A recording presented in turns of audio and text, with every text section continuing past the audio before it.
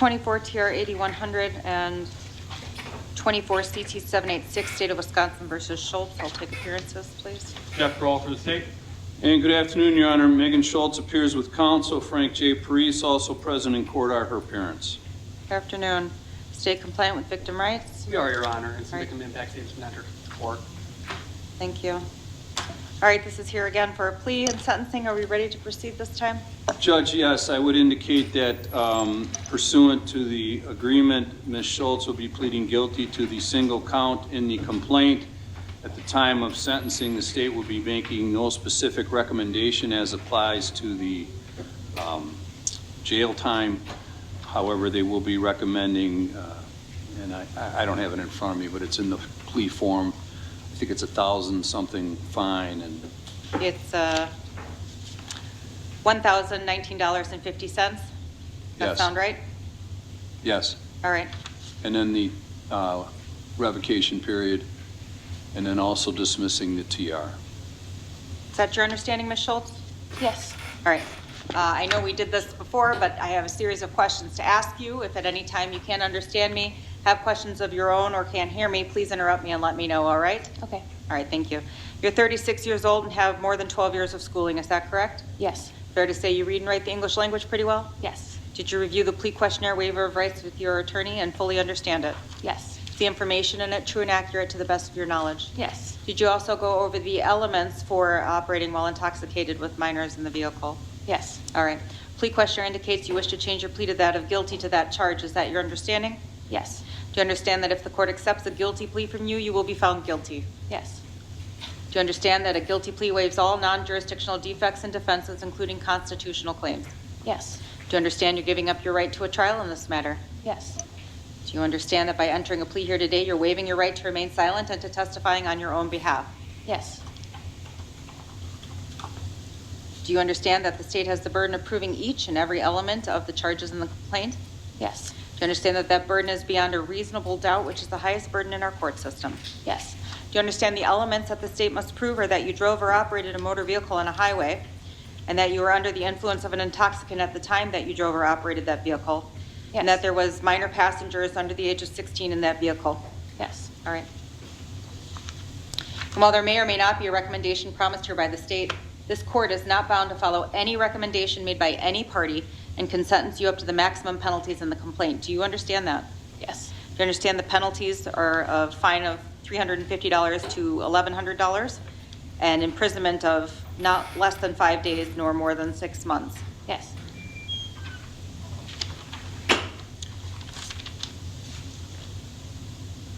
Has anyone made any threats or forced you to enter a plea here today? No. Has anyone made any promises to you in order to get you to change your plea here today other than the agreement as stated on the record? No. Has anyone, are you entering a plea change freely, voluntarily, and knowingly? Yes. Have you used any drugs or alcohol in the last 24 hours? No. Do you understand, did you review the complaint in this case? Yes. Do you understand what it alleges you did? Yes. Do you agree that the facts contained in the complaint are accurate and may be used by this court as a basis of fact to accept your plea here today? Yes. Do you understand that if you are not a citizen of the United States, you are advised that a plea of guilty for the offense for which you are charged may result in deportation, the exclusion from admission to this country, or the denial of naturalization under federal law? Yes. Are you satisfied with the legal representation that your attorney has provided you in this matter? Yes. Has he answered all your questions? Yes. Are you at all confused about what you intend to do here today before this court? No. Attorney Parise, have you had sufficient time to go over the plea questionnaire and waiver of rights with your client? Yes, Judge. Have you gone over the discovery, the allegations in the petition, and the potential defenses available to your client? I have. Are you satisfied that your client understands the charges against her, the elements thereof, and the possible consequences of an adjudication of guilt? Yes. Have you gone over her constitutional rights and the effect of waiving those rights here today? Yes. Are you satisfied and of the opinion that your client is freely, knowingly, intelligently, and voluntarily entering into a change of plea? Yes. And do you believe the facts from the criminal complaint set forth an ample factual basis for this court to accept a plea from your client to the charge of OWI first offense with minor in the vehicle? Yes. All right.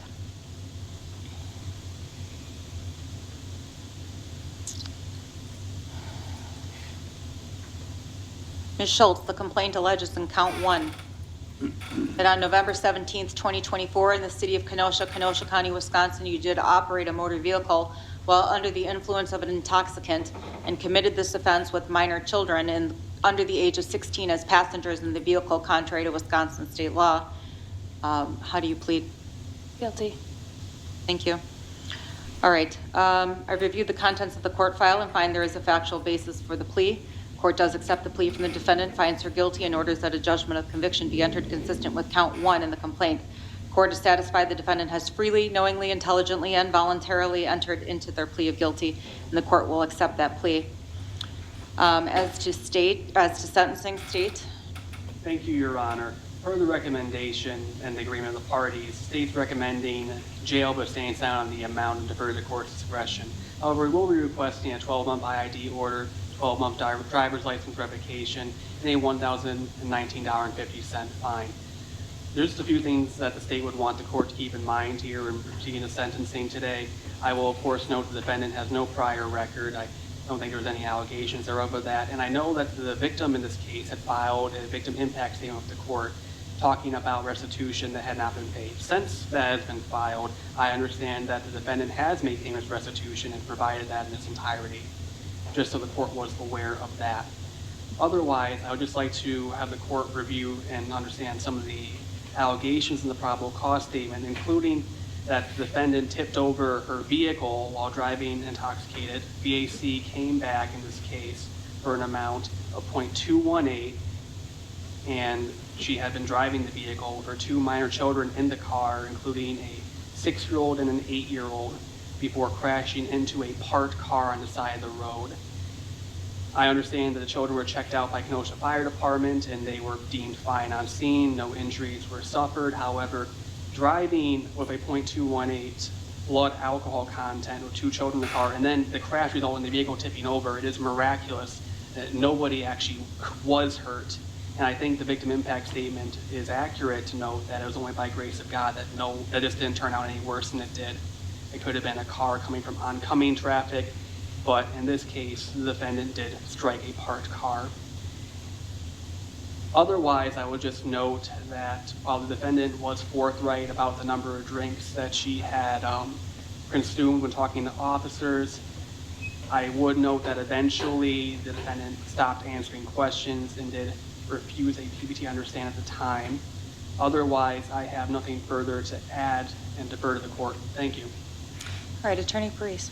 Judge, thank you. I would note that Ms. Olster is age 36. She is a lifelong resident of Kenosha.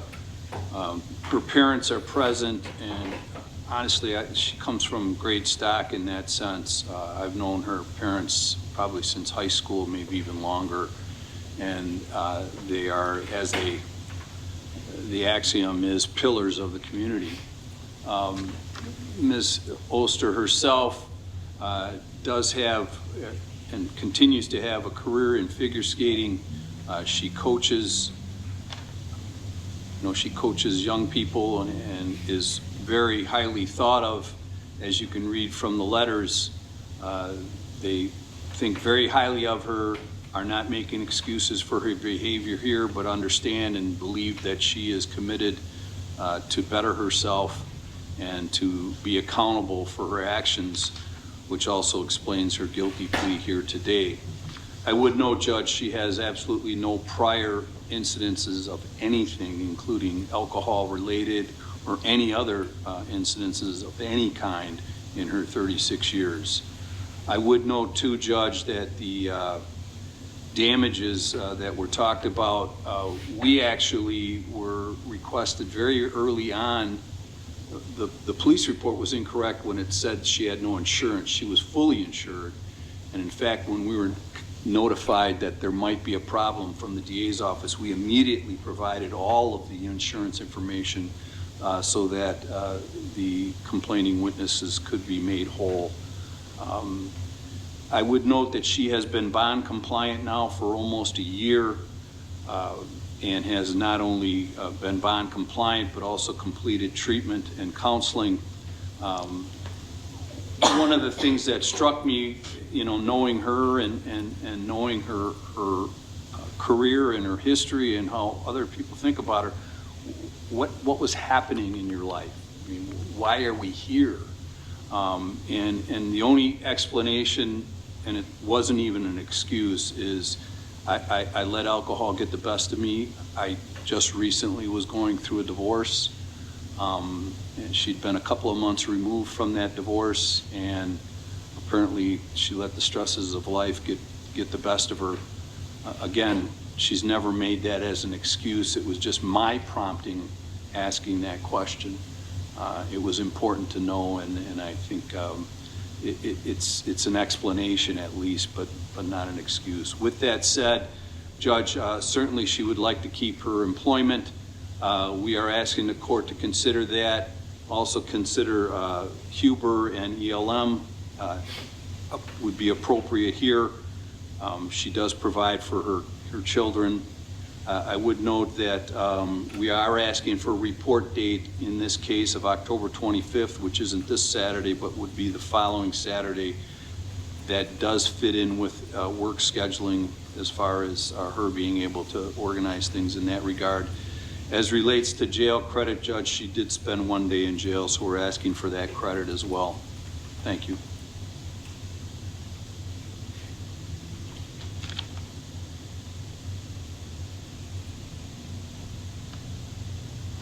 All right, thank you. Ms. Schultz, you certainly have a right to make a statement to this court before a sentence is handed down. Is there anything you'd like to tell me? I just want to say that I'm really sorry for this poor decision that I made. I definitely wasn't thinking clearly, and I'm really sorry for everybody in my life that it's affected, the people that I love the most. And this has really helped me actually grow as a person, and I've changed a lot in the last 11 months. And I am really grateful for that. But I'm just gonna take what I've learned from this and continue to show up and be the best mom I can be for my kids, because they're the most important to me and I love them so much. So.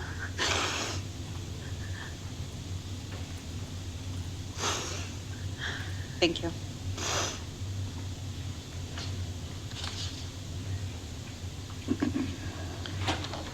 All right, there are a number of factors this court must consider at the time of sentencing, and that includes the gravity of the offense, the character of the offender, and the need to protect the public.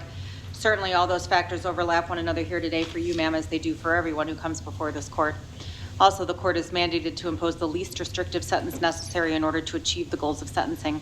Here, rehabilitation is an important component, as well as punishment and accountability for decisions made and protection of the community. I have read the character letters. I have read the victim statements. I do take into consideration that you finished your programming with WCS. I do find it's a first offense, but I find it particularly egregious as you had 2 children, ages 6 and 8, in the vehicle. The vehicle flipped. The vehicle hit 2 legally parked cars. You were actively drinking and driving. You had a pink water bottle filled with alcohol. The blood alcohol content was 0.218. I'm amazed no one was injured. I'm amazed no one else was hurt. I'm amazed no other charges were brought, to be quite honest with you.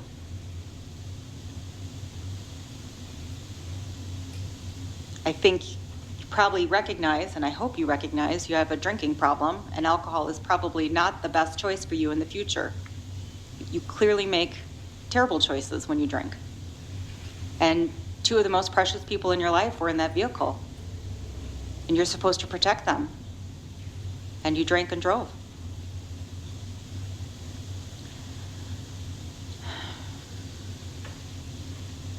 All right. As to sentencing, I'll allow the motion of the state with respect to dismissing the TR. As to your sentence, it's a 12-month driver's license revocation, a 12-month IID device, a fine of $1,019.50. I'm going to authorize 100 days in the Kenosha County Jail, credit for 1 day previously served. I will grant Huber after 7 days have been served. I will grant the report date of October 25th at 8:30 a.m. You have to submit a DNA sample. Wait, this is a CT, right? Yes. Pay a DNA sample and submit a DNA surcharge unless previously done. Is there any money that was posted on this case previously? Let me look. I don't see anything. I don't see any bond posted. No money previously posted. Does your client need more than 60 days to pay that fine, Attorney Parise? No. 60 days to pay or a civil judgment will be had. You have the right to appeal the sentence, and your attorney will go over those rights with you. Attorney Parise, anything else? No, Judge. State? No, Your Honor. Ms. Schultz, I wish you a sober good luck. Thank you. That'll conclude the hearing. Thank you. Do you want to call into Don?